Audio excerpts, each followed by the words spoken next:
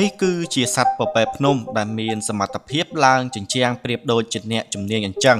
ជើងរបស់វាមានសភាពទន់ហើយស្អិតមែនទែនសូម្បីតែពាក់កណ្ដាលជើងរបស់វាប៉ះជាមួយនឹងផ្ទាំងថ្មក៏អាចឲ្យវាឈរយ៉ាងមានលំនឹងបានដែរវាមិនមែនឡើងភ្នំដើម្បីជាការកម្សាន្តនោះទេប៉ុន្តែវាឡើងភ្នំដើម្បីស្វែងរកចំណីនិងគេចខ្លួនពីការប្រមាញ់របស់សត្វសាហាវវាប្រៀបដូចជា Spider-Man នៅក្នុងជីវិតពិតអញ្ចឹងវាជារឿងដ៏អស្ចារ្យបំផុតដែលសត្វមានជើង4អាចឡើងភ្នំឬមួយក៏ទីខ្ពស់បានយ៉ាងស្ទាត់ជំនាញបែបនេះហើយពេលខ្លះពួកវាក៏ចូលចិត្តឡើងលើដើមឈើផងដែរសត្វប្រភេទនេះភាគច្រើនរស់នៅតាមតំបន់ជ្រលងភ្នំដូចជាប្រទេសចិនប៉ាគីស្ថានឥណ្ឌានិងអាហ្គានីស្ថានជាដើមដោយឡែកនៅក្នុងប្រទេសកម្ពុជាយើងគឺពុំមានសត្វប្រភេទនេះទេ